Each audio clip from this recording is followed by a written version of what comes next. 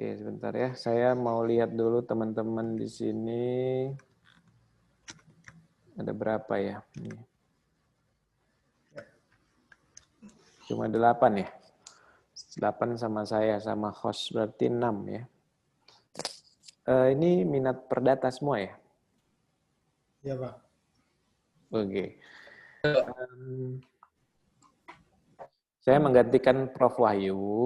Hari ini beliau sakit, seharusnya beliau yang masuk pertama untuk mata kuliah hukum, bukan hukum ya, penyelesaian sengketa alternatif ya, nomenklatur mata kuliahnya ya. Baik, teman-teman, pada pertemuan pertama ini saya rasa biar kita lebih mengenal, saya pengen teman-teman memperkenalkan diri dulu deh. Nama, kemudian beraktivitas sebagai apa, sudah bekerja atau belum, aktivitas sehari-harinya apa, kemudian konsentrasinya per data lah ya. Kemudian yang paling penting mau nulis apa gitu loh di tesisnya gitu. Atau sudah punya rencana untuk buat tulisan atau apa gitu. Karena di rapat perkuliahan perdana itu kita bicara bagaimana meningkatkan kualitas mahasiswa berkenaan dengan akreditasi. Nah, gitu. Jadi dituntut sekarang tuh 35% penilaian akreditasi itu mahasiswa.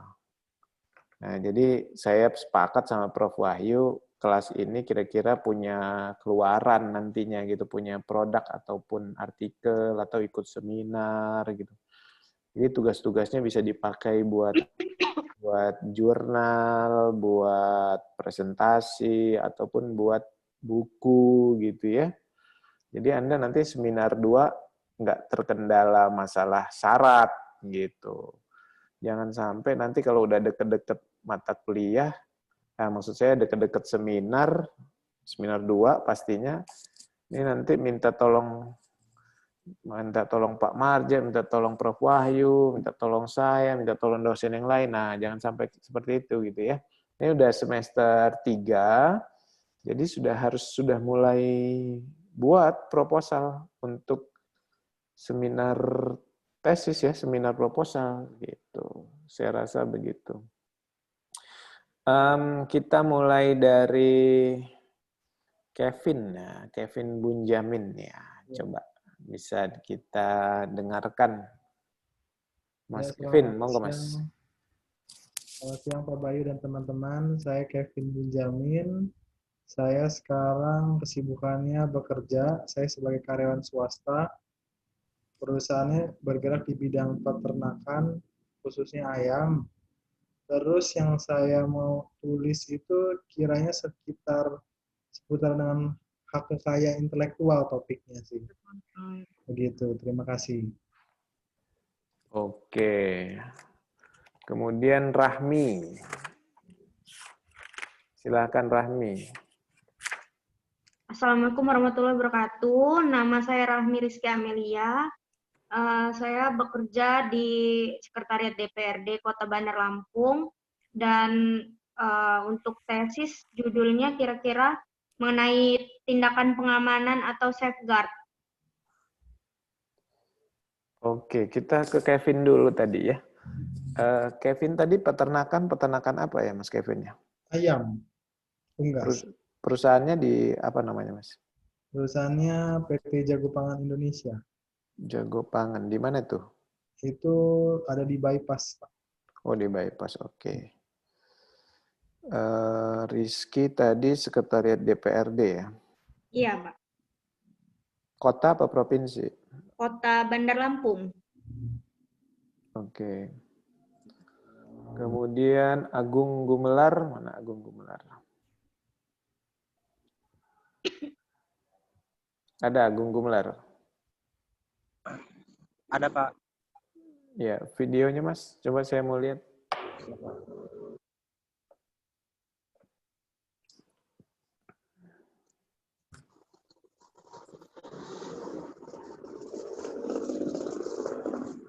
Ya, Mas Agung, Ya, Pak. silakan. Baru kedengaran tadi, Pak, suaranya. Jadi tadi saya Oh, nggak dengar obrolan. oh gitu. Mas Agung ini angkatan semester 3 ya sekarang ya? Iya, Pak. Semester 3. Mas Agung kegiatannya sehari-hari di mana? Saya kolektor, Pak. Kolektor. Oke. Perusahaan apa ya? Ah, Di bawah perusahaan apa, Mas Agung? finance, Pak. Smart finance. Smart Finance. Pembiayaan. Oke. Ah, Sudah punya rencana untuk tesis? rencana udah, Pak. Tentang apa? Tentang finance, tenaga kerja, Pak. Finance dan tenaga kerja. Iya. Oke. Tahu nggak kita kuliah apa hari ini?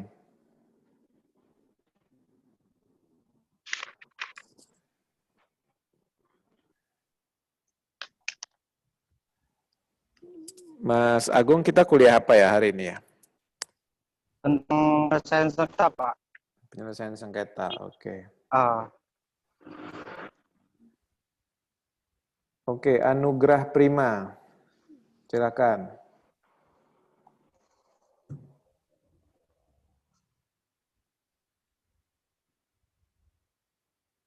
Di-unmute dulu.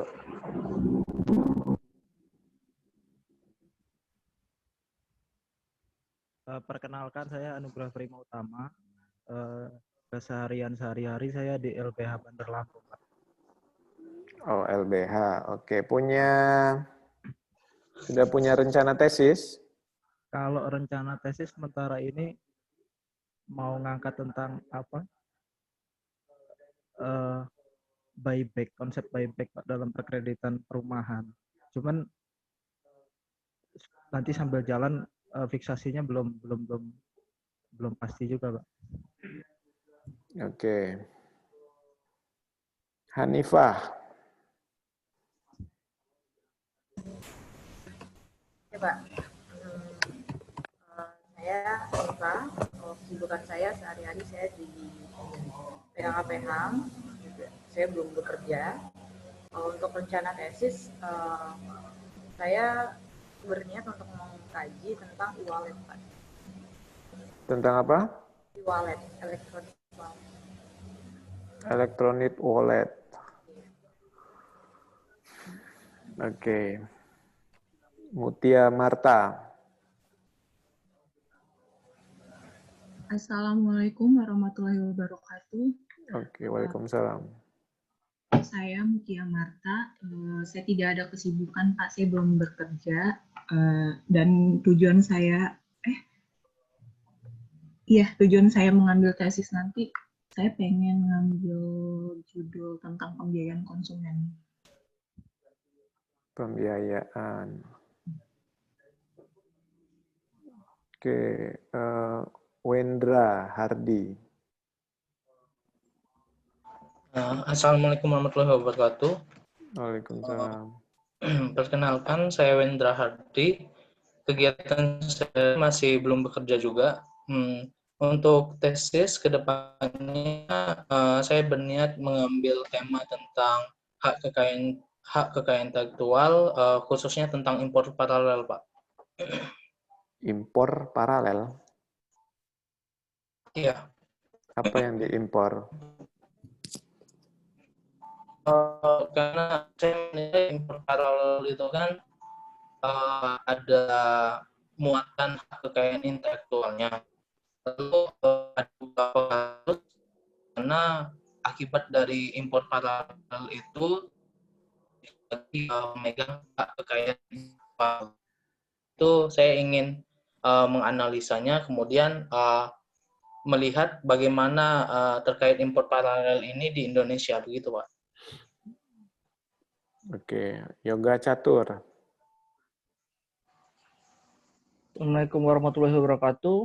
Waalaikumsalam. Saya Yoga Catur Ceksono. Untuk saat ini saya belum ada kesibukan.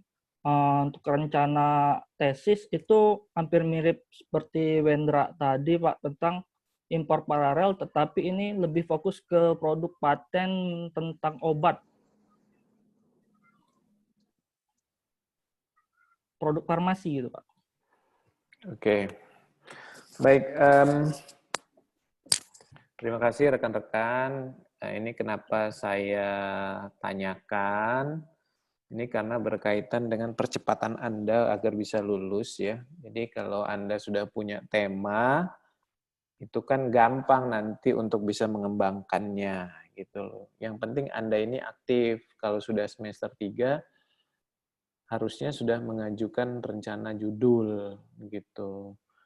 Carilah yang memang isunya isu yang hari ini jadi booming gitu.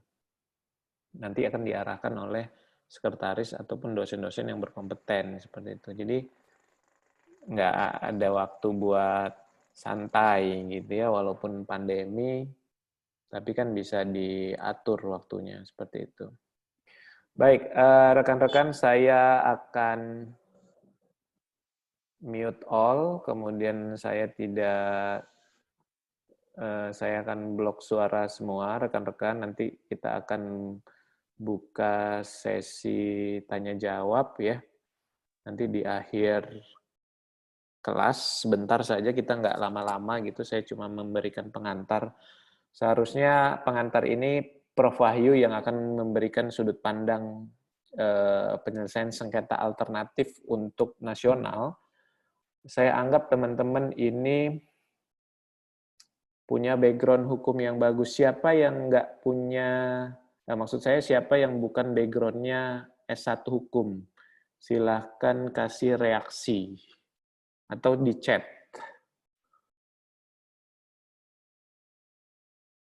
S1 hukum semua ya. Kevin apa Kevin?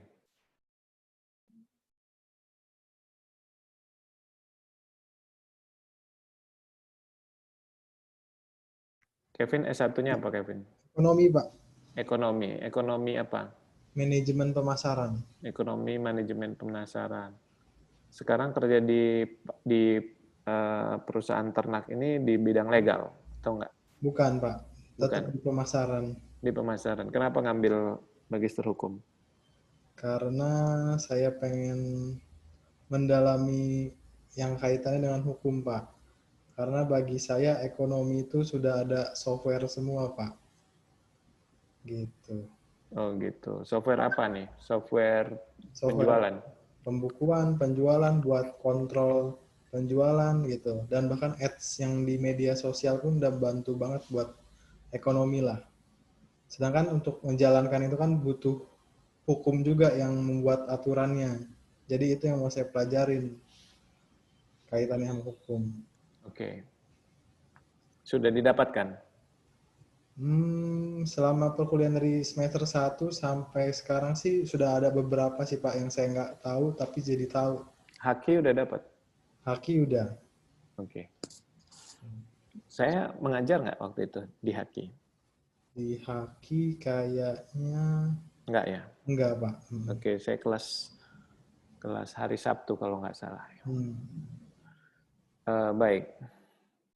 Baik, rekan-rekan sekalian, saya coba share screen ke teman-teman. Semoga apa yang kita pelajari hari ini bisa bermanfaat lah ya.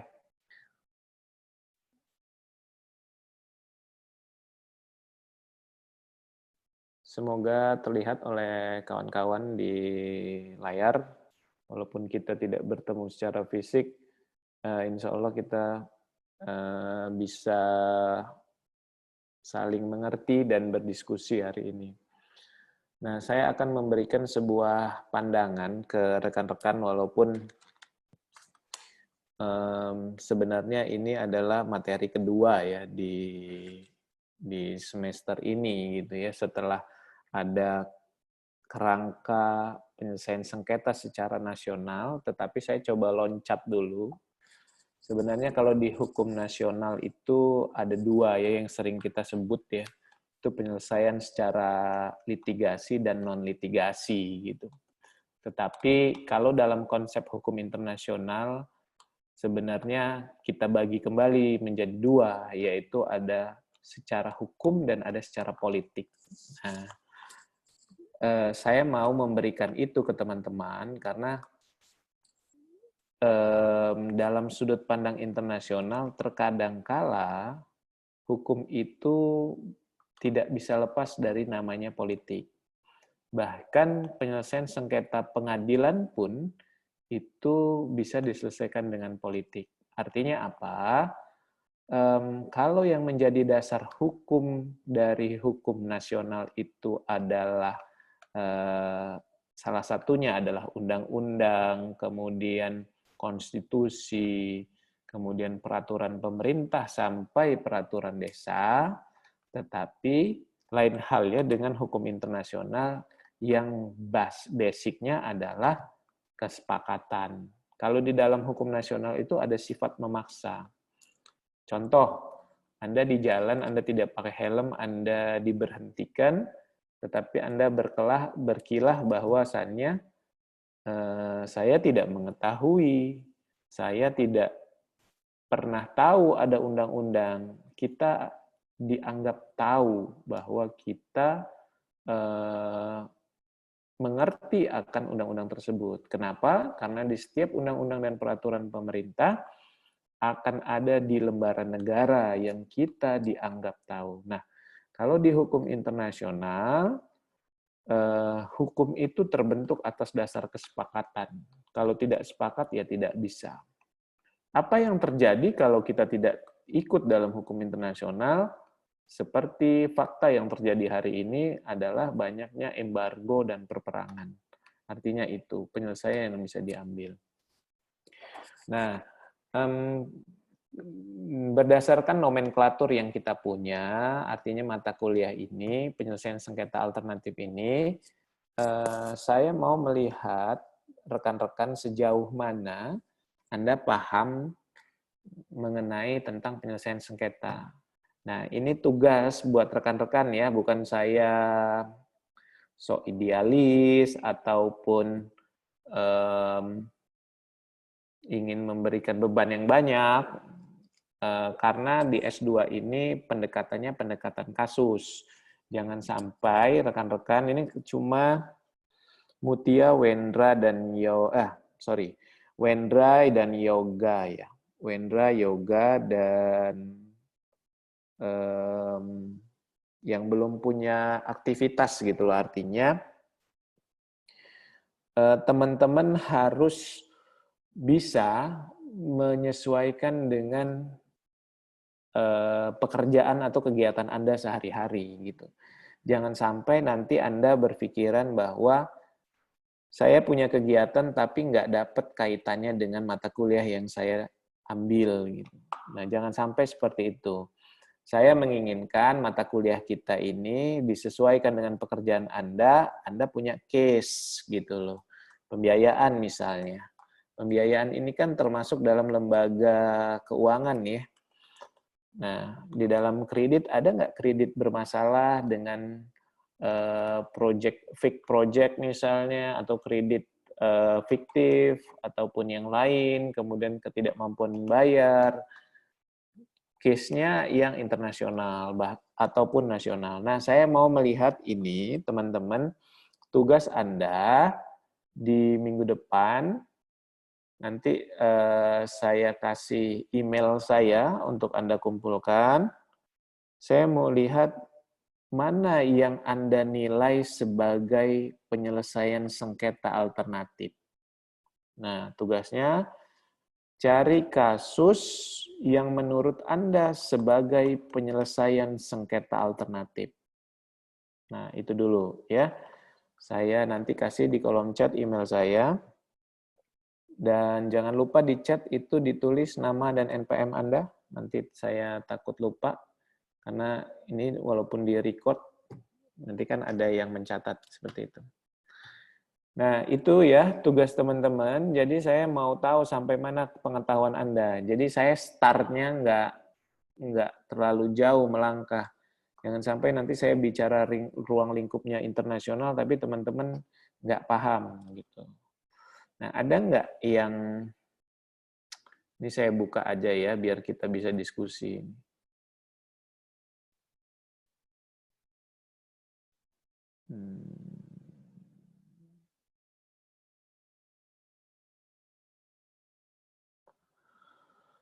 Ada nggak yang punya pengetahuan contoh case tentang penyelesaian sengketa alternatif, baik dia nasional maupun internasional?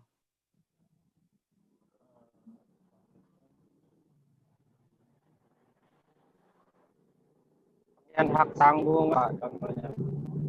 Ya, Mas Agung apa?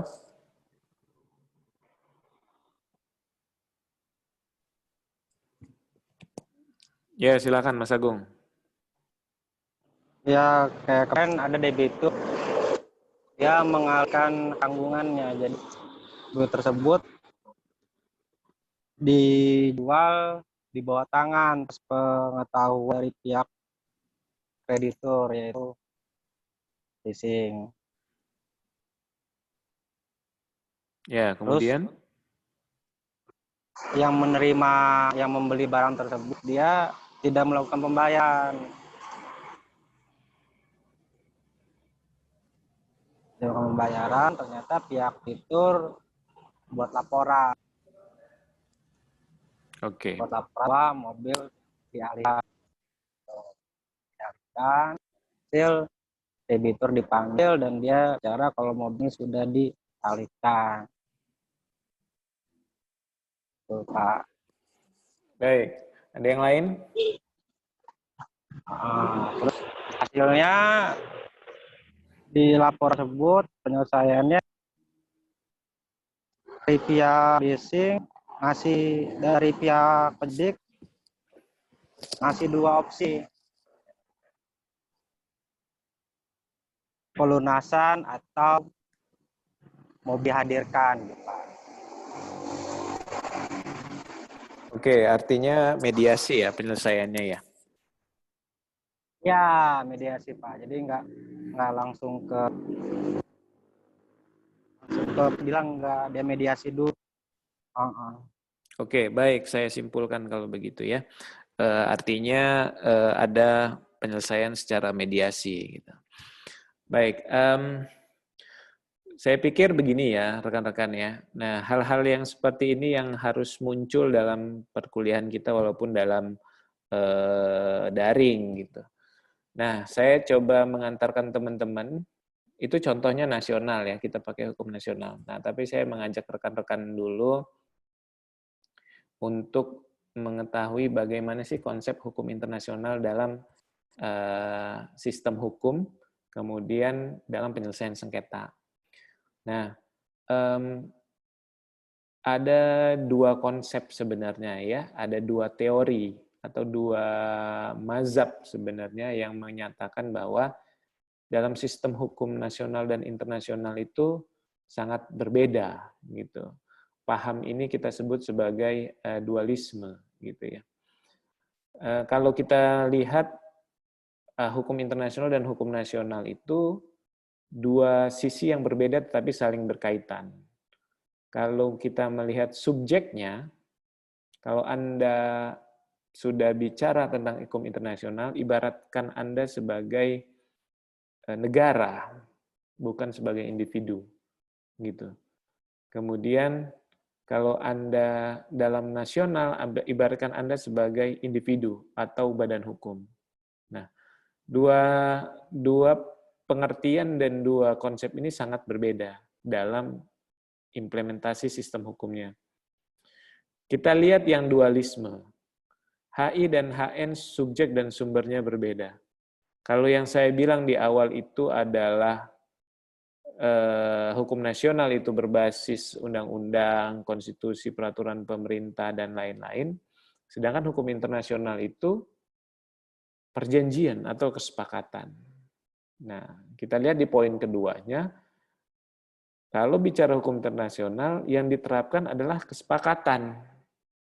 Sedangkan kalau hukum nasional itu bicara kehendak negara atau kekuasaan. Pertanyaannya, apakah semua peraturan perundang-undangan di Indonesia pernah melibatkan seluruh rakyat Indonesia? Jawabannya pasti tidak. Kita ada punya perwakilan, namanya DPR, DPRD. Nah, mereka lah yang melegalisasi bersama Presiden untuk punya legalitas. Permasalahannya apakah semua orang tahu? Kan enggak. Nah, tapi kalau kita sudah bicara hukum internasional, kita representasi kita adalah negara, organisasi internasional, kaum pemberontak, perusahaan multinasional, dan lain-lain. Yang berhubungan atas dasar kesepakatan. Kalau nggak sepakat ya nggak terjadi. Tapi kalau di hukum nasional itu berbeda, gitu. Kita dianggap tahu, gitu. Kita dianggap untuk taat. Gitu. Siapa yang nggak taat, ya pasti kena sanksi dan hukuman. Begitu bahasa sederhananya ya. Nah, kemudian azas hukumnya kita punya fakta sunt servanda, artinya kesepakatan. Kesepakatan itu menjadi undang-undang. Nah, kalau di hukum nasional, peraturan perundang-undangan yang harus ditaati, baik kita kontra atau pro. Pokoknya kita harus taat, karena sudah diundangkan. Nah, itu yang. Kemudian kaum yang berikutnya itu ada monisme, artinya adalah satu kesatuan. Hukum nasional dan hukum internasional itu satu kesatuan. Poin pertama adalah dia mengikat. Setelah mengikat, dia adalah satu kesatuan. Namun, dalam implementasinya, dia akan mengutamakan apakah hukum nasional yang dipakai atau hukum internasional yang dipakai. Dalam konteks penyelesaian sengketa, pasti kita akan berpikir mana yang kita dahulukan, international scope atau national scope. Nah, nanti kita belajar dari kasus-kasus yang ada, mana yang kita dahulukan. Contoh kasus saja ya, ada keputusan arbitrase internasional itu dibatalkan oleh Pengadilan Negeri Jakarta Pusat. Mengapa kita bisa membatalkan keputusan internasional? Ada pihak yang berpendapat bahwa hukum internasional lebih tinggi. No, hukum nasional lebih tinggi daripada hukum internasional. Nah, tetapi kalangan sarjana tidak banyak lagi yang berdebat masalah monisme atau dualisme. Tapi mereka berbicara dan berpendapat berdasarkan interest atau kepentingan. Nah, jadi kepentingan yang menguntungkan bagi mereka. Nah, dua konsep ini dijadikan menjadi dasar dalam penyelesaian sengketa alternatif, khususnya konteks internasional. Nah, tapi saya tidak akan terlalu banyak bicara internasional sebelum saya mendapatkan pengetahuan teman-teman tentang nasional case ataupun penyelesaian sengketa yang diambil. Untuk yang pertama, saya mau case-nya yang nasional aja gitu ya. Jadi jangan sampai nanti loncat ke internasional. Karena saya mau paham dulu sedikit tentang nasional, baru teman-teman kita lanjut ke internasional. Karena nanti akan berbeda gitu ya, konsep tentang nasional dan internasional. Nah, kira-kira pertanyaannya seperti ini nanti ya, kalau di internasional. Kalau nasional saya yakin teman-teman sudah bisa jawab ya.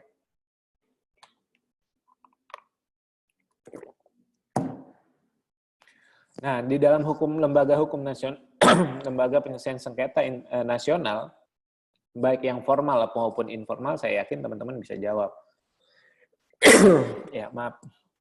Nah, tapi kalau sudah masuk ke lembaga penyelesaian sengketa internasional, kira-kira yang mana ya lembaga penyelesaian sengketa alternatifnya? Mana ya yang lembaga formalnya? Apakah ada lembaga formalnya? Kemudian yang menjadi judge siapa ya? Yang menjadi lawyer siapa ya? Gitu.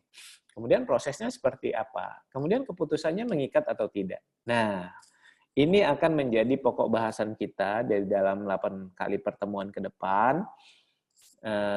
Tapi Anda harus berdasarkan kasus. Jadi kemungkinan kita akan bertemu untuk membahas kasus. Jadi ready untuk semuanya. Jadi saya nggak tunjuk siapa di sini, misalnya Agung atau Prima atau Rizky atau Kevin.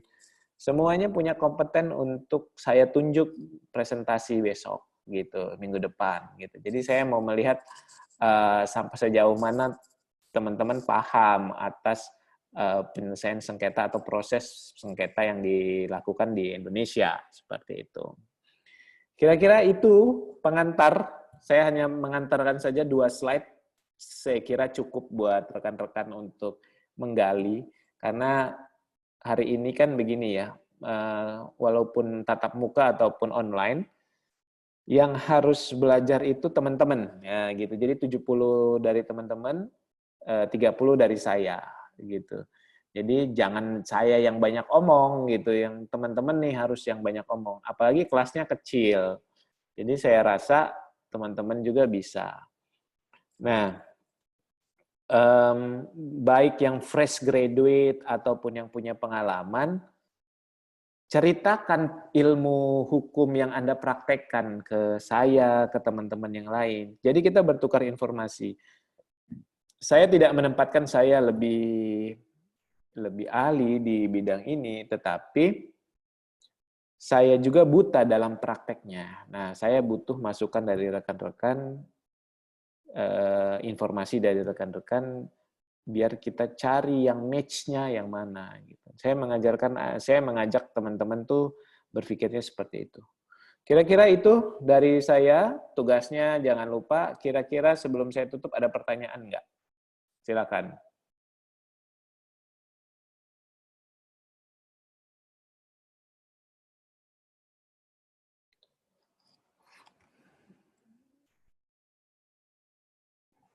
Silakan, saya buka pertanyaan kalau memang mau tanya.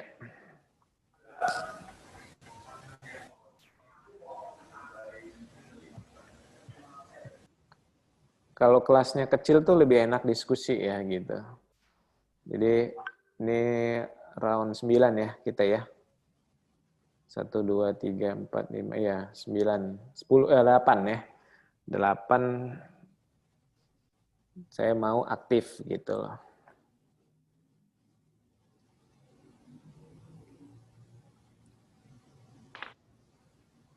Nggak ada pertanyaan? Enggak. Cukup, kalau gitu saya yang tanya. Gitu ya. Oke, saya coba ke siapa ya? Ke Yoga dulu deh. Nih, Yoga, oke, dengar ya? Dengar, Pak. Oke, ini menarik saya karena saya lagi menulis itu strategi Indonesia mendapatkan compulsory licensing obat vaksin COVID-19. Nah, ini saya lagi nulis itu untuk saya ikutkan seminar internasional. Nah, kemudian Anda kan tertarik tentang impor paralel ya, artinya lisensi ini kan diimpor dari luar gitu ya. Iya. Kenapa tertarik ini? Pertama itu untuk landasannya itu kan dalam pasal 167 huruf A Undang-Undang Nomor 13 Tahun 2016 tentang paten itu kan impor suatu produk farmasi yang dilindungi paten di Indonesia dan produk farmasi dimaksud telah dipasarkan di suatu negara secara sah dengan syarat produk farmasi itu diimpor sesuai dengan ketentuan perundang-undangan. Nah, untuk kasus sekarang ini mengenai vaksin COVID kan seharusnya belum terdaftar secara patennya, Pak. Nah, itu untuk masalah mengimpor produk paten itu, mengimpor produk tersebut dengan yang belum dipatenkan berarti belum secara terdaftar secara internasional produk tersebut itu, Pak. Terus gimana kalau kita gunain? Melanggar dong kita. Jadi kalau di Indonesia ini untuk produk impor paralel yang diresmiin itu yang diperbolehkan itu hanya untuk produk farmasi, beberapa, tidak semua, Pak, sesuai dengan ketentuan, ada ketentuan-ketentuannya tersendiri. Alasan untuk memasukkan itu juga sebenarnya hanya untuk apa ya? Meminimalisir monopoli pasar. Jadi kalau di Indonesia harganya terlalu tinggi untuk vaksin atau obat tertentu, maka diperbolehkan untuk melakukan impor paralel tersebut dari negara tetangga atau negara lain gitu. Oke, kalau ada case dari atau pelanggaran paten dari suatu negara atau badan hukum atau individual atau perusahaan obat di Indonesia, ke lembaga mana kita? Kalau case-nya begitu, Atau bayangkan Anda itu sebagai lawyer-nya Kimia Farma. Nah, paten Kimia Farma dipakai oleh orang lain gitu ya. Komposisi obatnya diambil, kemudian produksi sendiri gitu. Itu kemana tuh kita nyelesain masalahnya?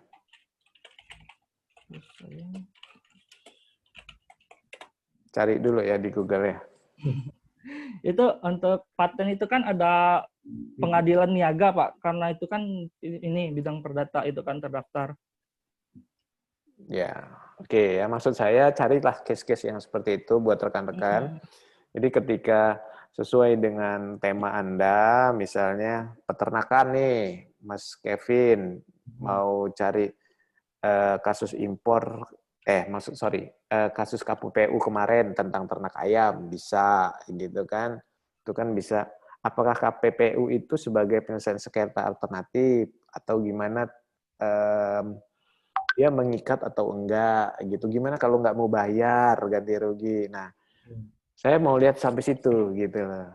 Nah, begitu juga dengan yoga dan begitu juga dengan yang lain ya gitu ya. Kalau misalnya bicara e-wallet gitu ya, Hanifah, e-wallet ini dampak hukumnya apa sih dengan peredaran hukum uang elektronik seperti itu? Bagaimana dengan penipuan misalnya di kartu saya itu ada 1 juta e-money, kartu e-tolnya, tapi kok hilang tiba-tiba.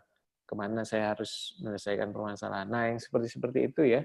Jadi saya mau tahu secara teknisnya seperti apa. Kaitkan dengan tema-tema tesis Anda. Kira-kira itu ya rekan-rekan. Saya kira cukup kuliah kita sore ini. Kalau tidak ada lagi pertanyaan, saya akhiri. Billahi taufiq wal hidayah. Wassalamualaikum warahmatullahi wabarakatuh. Waalaikumsalam. Saya tunggu 5 menit. Silahkan teman-teman tulis di chat nama dan NPM sebelum saya tutup